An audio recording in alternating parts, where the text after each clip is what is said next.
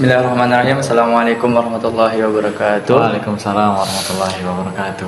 Alhamdulillah rabbil alamin. Wassalatu wassalamu ala asyrofil anbiya'i wal mursalin wa ala alihi washabbihi ajmain. Asyhadu an la ilaha illallah wa asyhadu anna Muhammadar Rasulullah. Allahumma shalli ala Muhammad wa ala ali Muhammad. Baiklah, kembali lagi dengan Politik Talk dengan saya sebagai moderator Muhammad Saleh Sufi yang merupakan Biro Penerangan, dan kita alhamdulillah sudah kedatangan pembicara dari satelit juga dengan siapa Bung? Zaki. Alhamdulillah Zaki. Mungkin bisa diperkenalkan dirinya dan dari jabatannya di satelit sekarang apa? Oke, terima kasih ya buat Bung Yusuf ya. Oke, teman-teman, nama Ane Muhammad Zaki Fadilah, dan Ane merupakan Ketua Biro dari Biro Kajian Strategis atau lebih dikenal dengan Biro Kastrat gitu. Alhamdulillah Bung Zaki, untuk sekarang mungkin kesibukannya apa ya kalau boleh tahu? Untuk kesibukan sendiri ada beberapa ya, tapi tetap yang prioritas pertama itu tetap masih kuliah, itu mengikuti kuliah. Kemudian ada juga mengikuti beberapa organisasi di kampus ini. Kemudian juga ada itu merupakan kewajiban ya untuk ngajar ngaji gitu di TPA. Mungkin itu. Masya Allah. Baiklah, seperti yang kita tahu Bung, tema untuk Poltek kali ini adalah upaya negara dalam melakukan perampasan aset di Indonesia. Sebelum lebih jauh nih membahas tentang upaya tersebut, kita harus tahu dulu ya Bung, apa sih perampasan aset itu? Mungkin bisa dijelaskan oleh Bung Zaki. Oke, untuk perampasan aset sendiri itu masih merupakan rancangan undang-undang yang mana itu masih belum disahkan oleh Dewan Perwakilan Rakyat atau bisa dibilang DPR gitu. Sehingga RUU perampasan aset ini masih belum diterapkan di negara kita Indonesia sendiri. Nah, RUU perampasan aset sendiri itu ada karena keresahan masyarakat Indonesia karena maraknya kasus korupsi yang berada di Indonesia ini, sehingga pemerintah melakukan sebuah upaya yang dimana ketika ada kasus tindak pidana korupsi itu harta dari terpidana akan dirampas. Jadi begitu Bung. Jadi perampasan aset sendiri masih berupa rancangan ya Bung ya? Nah betul. Jadi rencana undang-undang perampasan aset ini masih berupa rencana, dan dari artikel yang terakhir Anda baca itu RUU perampasan aset ini sudah masuk ke dalam prolegnas atau program legislasi nasional, dan dalam waktu dekat kemungkinan akan segera dibahas di DPR dan akan segera disahkan menjadi undang-undang yang resmi. Jadi tadi sudah dijelaskan perampasan aset itu apa, dan sekarang kita pasti ingin mengetahui kenapa sih perampasan aset itu, atau apa sih sebab yang mengakibatkan seseorang itu dirampas asetnya. Mungkin Bung Zaki bisa dijelaskan. Oke, di sini nanya kenapa ya, why? Ya, why? Oke, kenapa seseorang itu bisa dirampas asetnya atau hartanya? Nah, seperti yang kita tahu, sebab yang membuat undang-undang perampasan aset ini menjadi ada karena keresahan masyarakat Indonesia itu sendiri akan maraknya kasus korupsi yang ada di Indonesia ini. Itu yang menjadi salah satu alasan kenapa aset seseorang itu bisa dirampas gitu Bung. Nah, jadi ketika seseorang itu sudah terindikasi melakukan tindak pidana korupsi atau bisa kita sebut pencucian uang, nah ketika negara sudah mengetahui berapa jumlah kerugian yang diterima oleh negara, baru bisa dilaksanakan itu perampasan aset secara prosedur gitu yang telah berlaku, yang akan disahkan dalam rencana undang-undang perampasan aset ini Bung. Nah jadi nggak sembarang orang yang asetnya bisa dirampas, itu hanya orang yang sudah memang betul-betul terindikasi tindak pidana korupsi. Jadi begitu Bung. Jadi gitu ya guys ya, perampasan aset itu disebabkan oleh seseorang yang mempunyai jabatan dan melakukan tindak pidana korupsi. Kita tahu semua tindak pidana korupsi ini tidak bisa dimaafkan lah. Kita sebagai masyarakat Indonesia sangat tidak setuju Iya. bahwa banyaknya tindak pidana korupsi harus di apa sih namanya Bung? Ditindaklanjuti gitu. Harus ditindaklanjuti dengan cara salah satunya adalah melakukan perampasan aset. Nah, betul. Begitu. Karena kita juga melihat sekarang ini ya, langkah konkret yang dilakukan oleh pemerintah ini masih belum pasti gitu. Masih menerapkan hukum secara pemberian denda atau hukum pidana penjara gitu. Belum ada undang-undang yang bisa membuat para pelaku korupsi ini atau pencucian uang ini merasa jera gitu.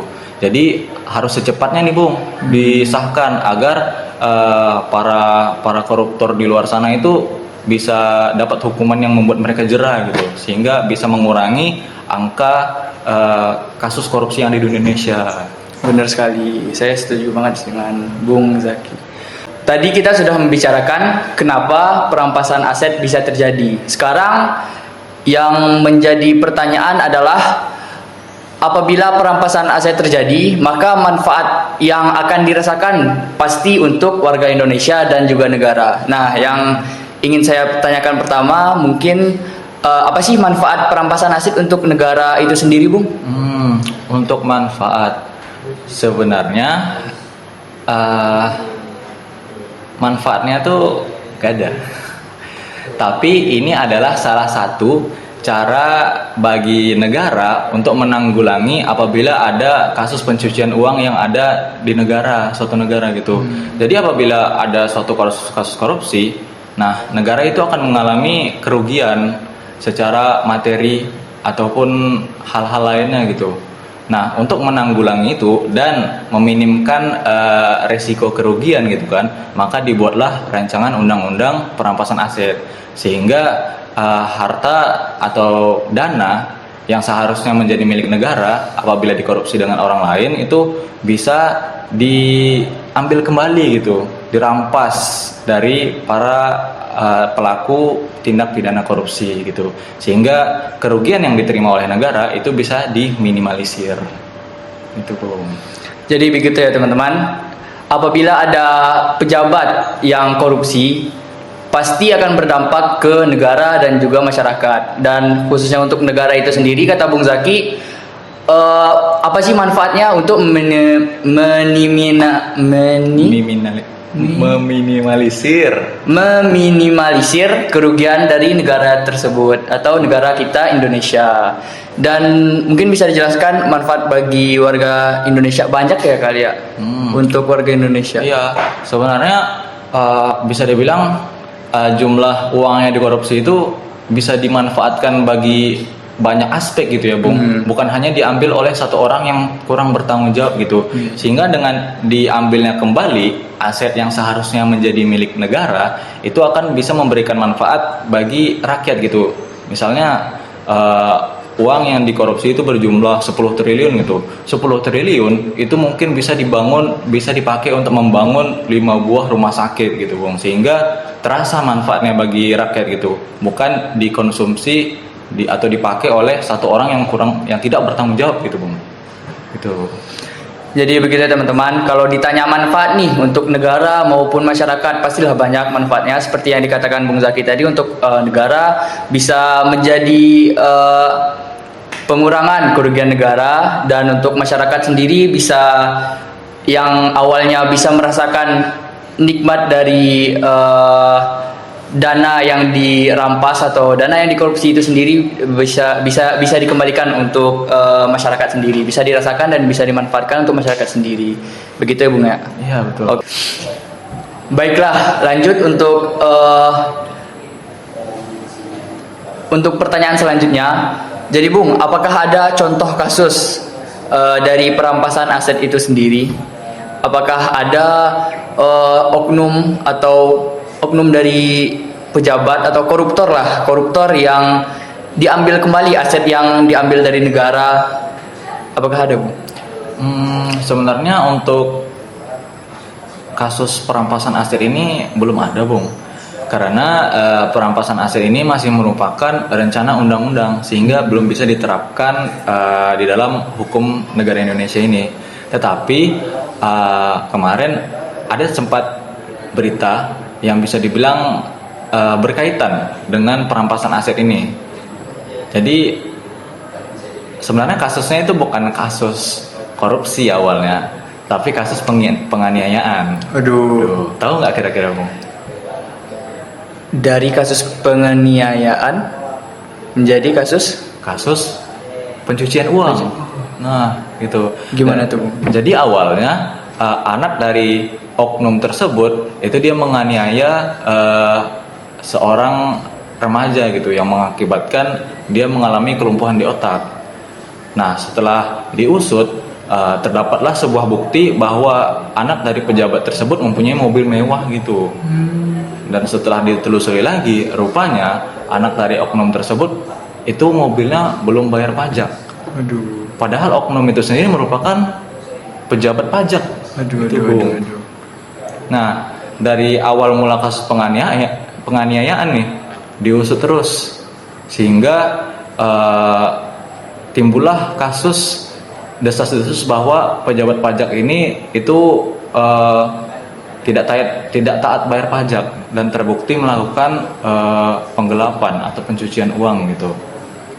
Nah, dari kasus tersebut maka oknum tersebut itu dijatuhi hukuman berupa 4 tahun penjara dan denda berupa 500 juta dengan nominal 500 juta gitu. Dikorupsi gitu ya, Bung. Tetapi nominal 500 juta itu bukan nominal yang kecil ya, Bung. Sehingga itu bisa dikorelasikan itu kan, dirampas sebagian asetnya gitu. Walaupun tidak semua aset yang dia korupsi itu dikembalikan. Jadi kurang lebih sama gitu, Bung. Nah, Jadi untuk kasusnya dari penganiayaan sampai bisa terlihat bahwa seorang oknum tadi ya melakukan korupsi dan diambil dan kena denda 500 juta walaupun itu bukan semua dari aset yang diambil atau semua duit yang dikorupsi oleh oknum tersebut. Harapan saya mungkin kalau saya mikirnya Bung, 500 juta itu apakah sudah cukup untuk menghukum seorang oknum atau koruptor dari sana, Bung? Jadi sebenarnya belum sih, Bung. Menurut saya belum. Karena 500 juta itu belum seluruh total dari uang yang sudah ia ambil gitu. Dan itu merupakan kerugian negara uangnya. Mungkin saja jumlah yang ia ambil lebih dari itu, tetapi yang dikenakan berupa denda itu hanya 500 juta. Nah, di dalam rencana undang-undang perampasan aset itu sendiri, minimal nominal ketika seorang itu dikenakan perampasan aset itu minimal dia mengambil duit negara 100 juta gitu, Bung. Baru bisa dikenakan perampasan aset. Dan itu perampasan aset itu sesuai dengan yang ia ambil. Jadi kalau misalnya masih di bawah nominal 100 juta itu belum dikenakan perampasan aset. Mungkin masih berupa hukuman pidana penjara, belum dirampas asetnya. Jadi di rancangan undang-undang, kata Bung Zaki tadi, rancangan undang-undang perampasan aset juga ada syarat dan ketentuan sebelum negara mengambil kembali aset yang dikorupsi oleh negara tersebut, begitu ya Bung? Ya. Jadi begitu ya teman-teman. Karena sudah di penghujung nih Bung Zaki, mungkin sedikit closing statement dari Bung Zaki, boleh? Oke. Jadi saya punya harapan agar secepatnya rencana undang-undang perampasan aset ini bisa segera disahkan oleh DPR gitu. Walaupun dari informasi yang saya dapatkan di dalam artikel itu pihak DPR sendiri masih belum menanggapi dengan baik rencana undang-undang sendiri. Dan dari apa yang saya baca, Ketua Komisi 3 DPR RI itu masih belum menanggapi positif dan ia mengatakan bahwa ketika seluruh ketua umum partai sudah menyetujui rencana undang-undang ini, baru rencana undang-undang ini baru akan diproses oleh DPR RI, sehingga ini masih menjadi bisa dibilang problematik untuk bisa menerbitkan rencana undang-undang ini karena terhambat oleh masalah perizinan kepada seluruh ketua umum partai. Dan juga semoga dengan adanya Poltak ini bisa lebih meningkatkan ya wawasan dari audiens ya tentang apa itu rencana undang-undang tentang perampasan aset. Oke. Itu aja. Baiklah, alhamdulillah. Terima kasih Bung Zaki yang sudah memaparkan dan menjelaskan sedikit banyaknya tentang perampasan aset. Semoga teman-teman yang menonton Poltak ini dapat menambah wawasan, menambah ilmu tentang undang-undang, salah satu rancangan undang-undang yaitu perampasan aset. Baiklah, terima kasih Bung Zaki sudah datang dan sudah memberikan sedikit ilmu ya, sedikit banyaknya ilmu kepada audiens dan acara Poltek ini. Terima kasih Bung Zaki. Saya tutup dengan hamdalah dan salam. Alhamdulillahirabbil alamin. Assalamualaikum warahmatullahi wabarakatuh. Waalaikumsalam warahmatullahi wabarakatuh.